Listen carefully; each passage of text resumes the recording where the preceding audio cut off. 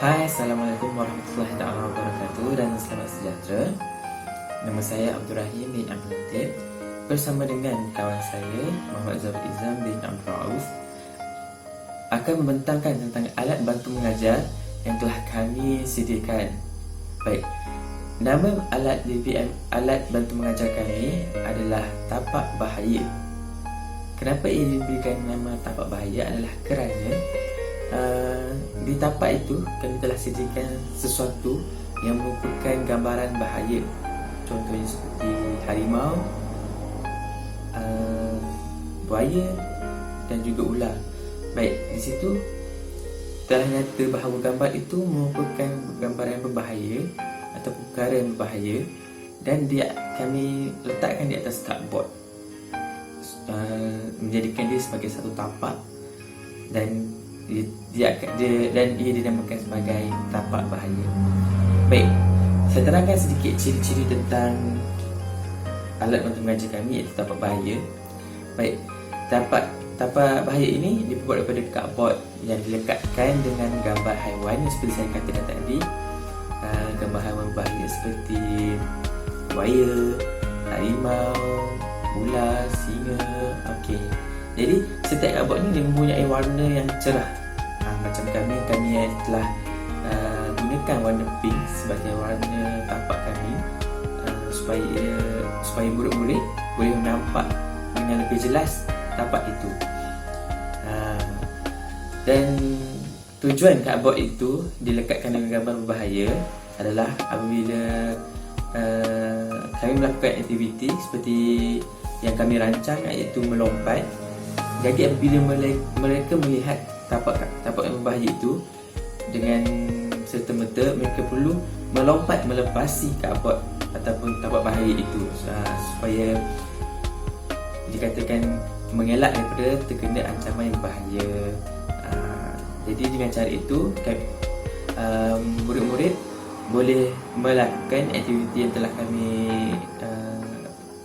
reka, iaitu melompat mengikuti SKP tahun 3. Jadi mereka akan melakukan lompatan mengikut apa yang akan kami rancangkan. Baik, alat bantu mengajar yang telah kami reka ini, iaitu tapak bahaya, bukan sahaja digunakan hanya untuk aktiviti melompat, malah kita boleh pelbagaikan dia dengan pelbagai aktiviti yang sesuai dengan tapak bahaya itu. Contohnya seperti sasaran. Okey, sasaran seperti menyepak bola mengena sasaran, iaitu kita jadikan tapak itu sebagai sasaran, memandangkan ia merupakan gambar yang mempunyai gambar yang berbahaya seperti harimau ataupun ular.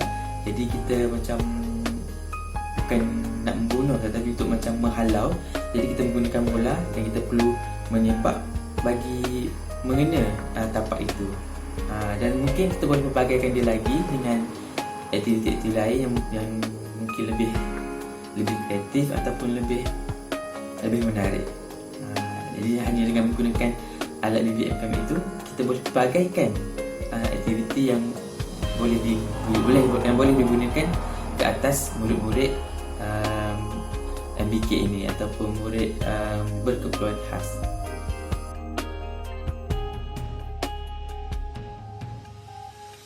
Okay, baiklah. Untuk kali ini saya akan menerangkan tentang bagaimanakah ataupun cara-cara serta alatan dan bahan yang diperlukan untuk menghasilkan bahan bantu mengajar yang kami reka inilah, khusus kepada murid-murid inklusif.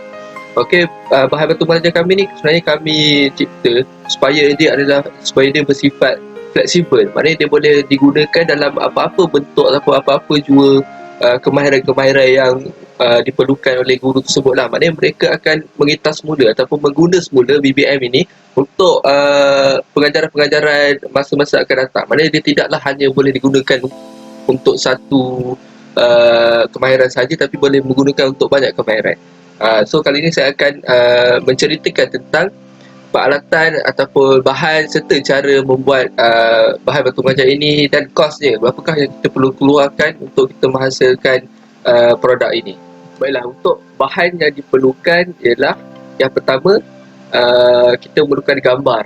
Gambar-gambar haiwan-haiwan yang kalau macam yang kami menggunakan haiwan-haiwan yang liar lah, maknanya haiwan-haiwan yang berbahaya supaya dapat merangsang minat mereka dan sebagainya. Sebagai contoh, ini BBM saya menggunakan gambar harimau, menggunakan gambar jerung, gambar ular dan seterusnya, gambar buaya lah.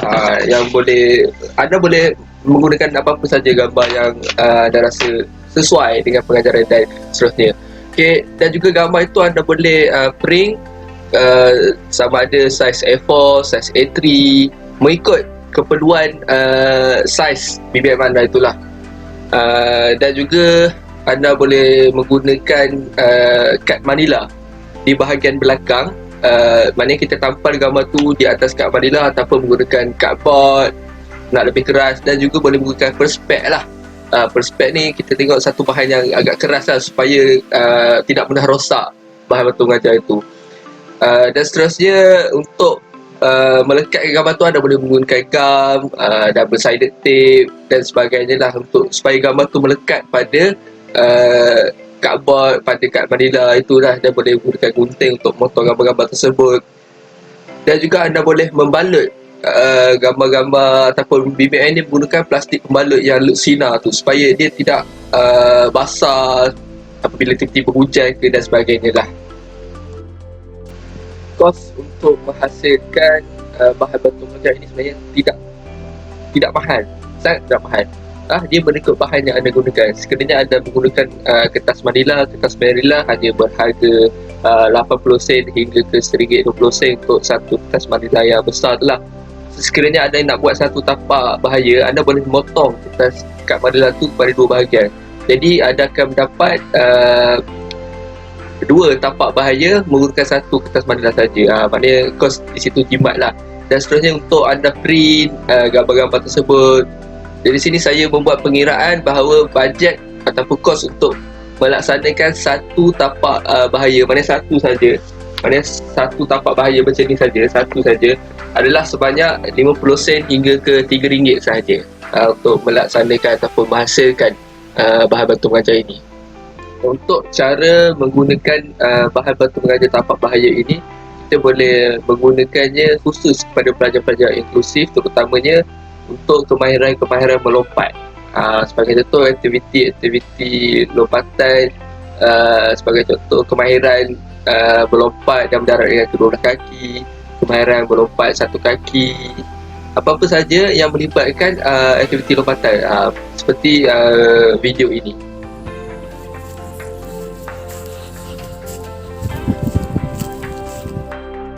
Itu adalah contoh aktiviti-aktiviti lompatan yang boleh digunakan menggunakan tapak bahaya ini.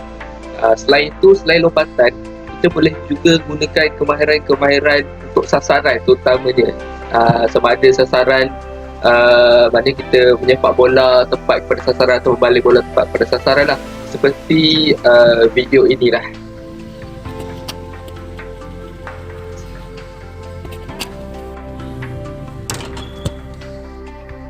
Ini adalah cara-cara bagaimana untuk menggunakan bahan batu mengajar tapak bahaya yang direka oleh saya dan saudara Rahim ini.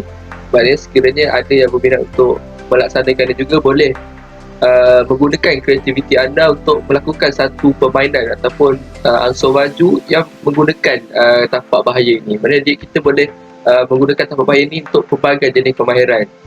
Tidaklah hanya kepada lompatan sahaja, boleh guna kepada sasaran dan sebagainya lah. Ini adalah bagaimana contoh cara-cara untuk menggunakan tapak bahaya ini. Okey, seterusnya saya akan bincangkan tentang bagaimanakah BBM tapak bahaya ini dapat membantu dalam latihan psikologi, ataupun kaitan BBM ini dengan psikologi murid-murid inklusif itu, murid-murid berkeperluan khas tersebut.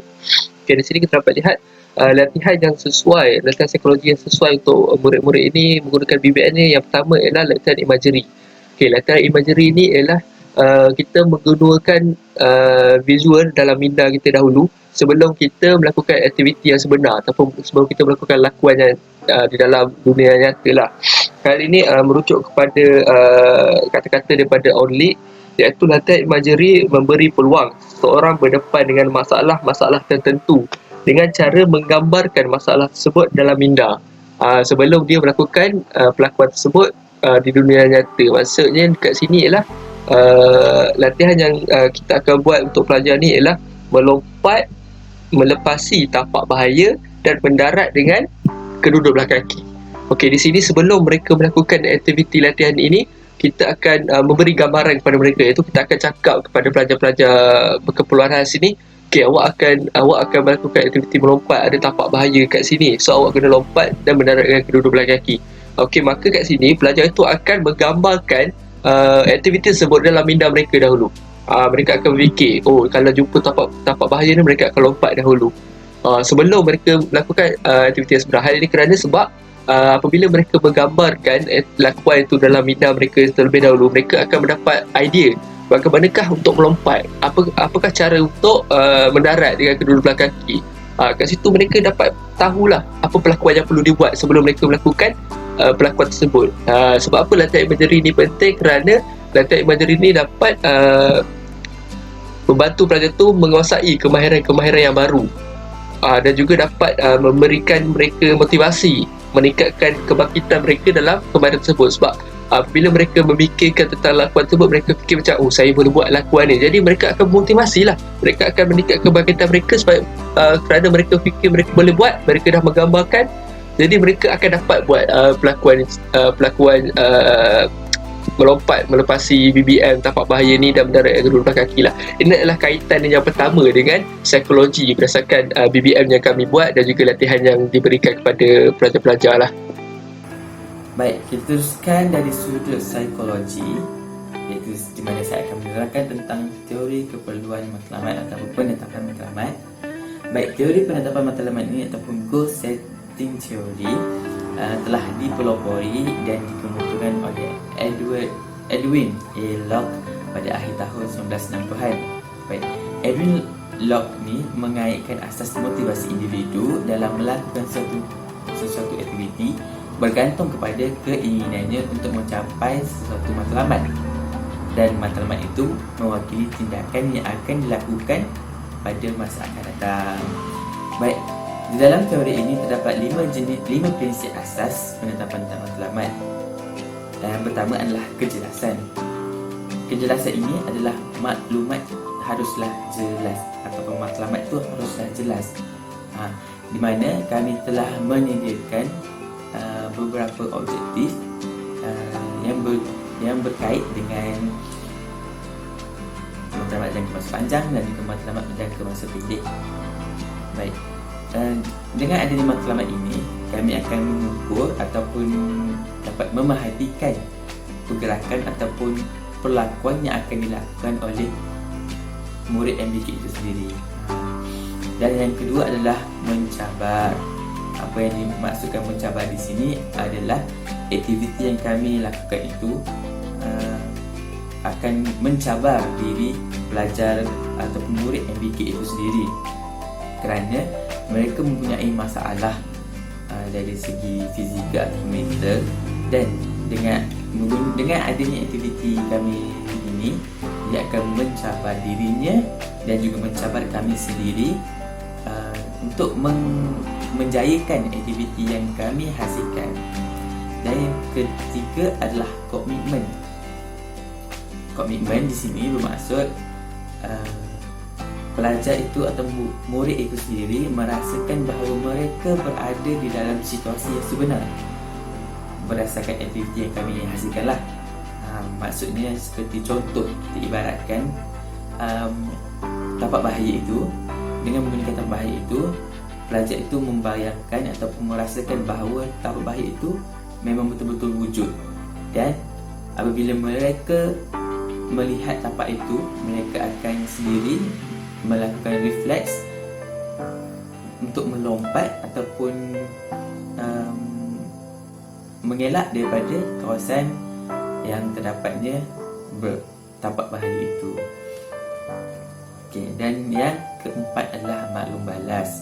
Maklum balas ini adalah pelajar itu sendiri, murid itu sendiri melakukan aktiviti yang kami hasilkan dan menjayakan aktiviti kami.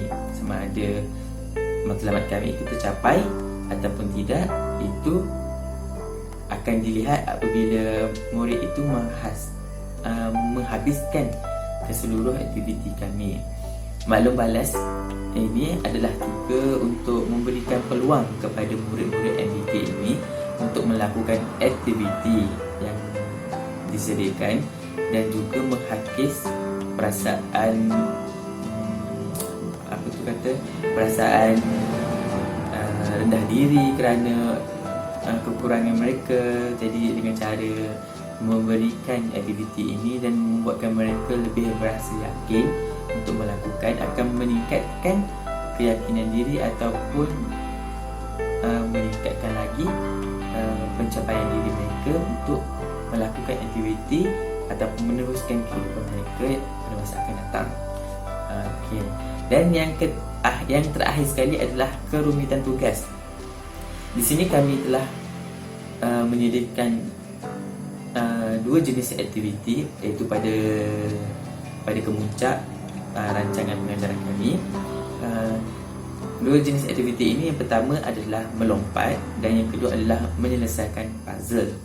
Baik, dengan adanya dua aktiviti ini, dia akan jadi lebih merumitkan lagi tugas ataupun aktiviti kepada pelajar, di mana mereka perlu menyelesaikan dua tugas ini dalam masa yang sama.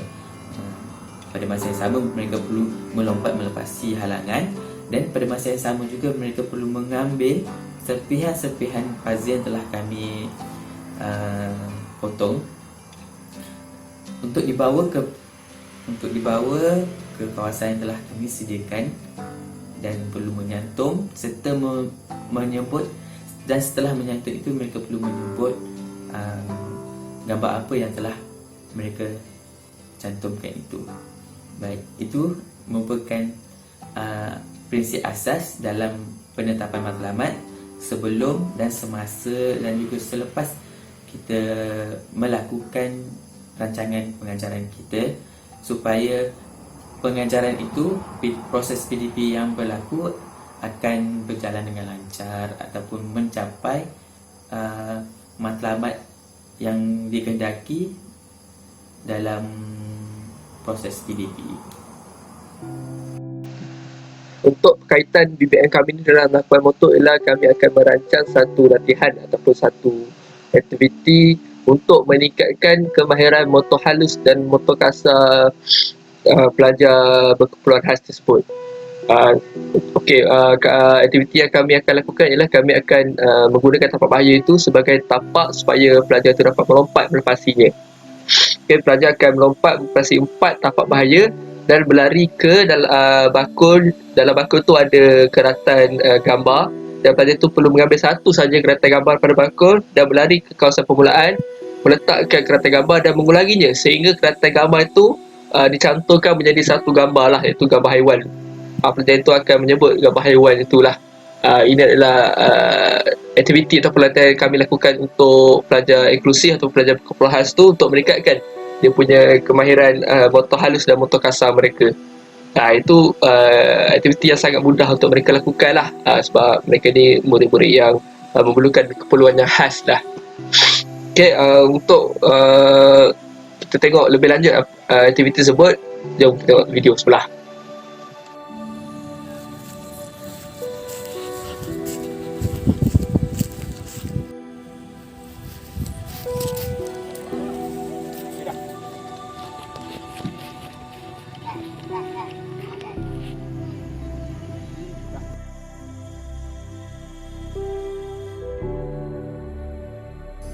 Baik, kita teruskan kepada lakuan motor, di mana saya akan menerangkan tentang teori yang akan digunakan dalam bagi kami punya aktiviti. Baik, teori yang kami gunakan adalah teori refleks. Okey, teori refleks ni adalah teori yang cuba untuk menerangkan tingkah laku motor yang boleh diperhatikan. Menurut Sherrington, iaitu seorang pakar neurofisiologi pada tahun 1906, dan juga Thorndike pada 1927 dan juga Skinner pada tahun 1938 yang merupakan pakar psikologi tingkah laku berpendapat bahawa pergerakan adalah dikawal oleh refleks. Oleh itu, setiap pergerakan adalah hasil gabungan satu siri refleks untuk menghasilkan satu reaksi. Refleks di bahagian saraf tunjang dirangsang oleh reseptor sensori dan juga maklumat persekitaran dikumpul supaya otot-otot yang dirangsang untuk bertindak. Baik, dalam aktiviti ini, rangsangan yang kami nyatakan adalah tapak bahaya itu sendirilah, dan juga murid perlu melompat melepasinya. Jadi dengan apabila melihat tapak bahaya itu, dengan serta-merta ia akan merangsang pemikiran pelajar dan juga terus membawa maklumat tersebut kepada otot-otot untuk melakukan lompatan apabila melihat tapak bahaya itu sendiri. Dan juga bagi aktiviti kami ini, kami menjadikan puzzle. Jadi puzzle itu pula adalah rangsangan. Serpihan puzzle itu merupakan rangsangan dan murid akan menggunakan kemahiran motor, sama ada motor halus apabila mereka mengambil serpihan puzzle itu, dan juga berlari untuk menyambungkan puzzle itu di kawasan yang telah kami sediakan, iaitu akan menggunakan kemahiran motor kasar bagi mencantum dan juga berlari itu. Okey, jadi dalam aktiviti ini kami menggunakan dua jenis perangsang ataupun untuk memberikan refleks kepada murid-murid, iaitu yang pertama seperti yang saya katakan tadi adalah tapak bahaya, dan yang kedua adalah serpihan puzzle itu sendiri. Jadi dengan dua perkara itu akan menjadikan aktiviti kami yang telah kami hasilkan akan mengikut ataupun menggunakan teori refleks ini sendiri. Dengan situ mereka akan menggunakan pelbagai jenis daya rangsangan seperti penglihatan dan juga koordinasi di antara tangan, mata dan juga kaki.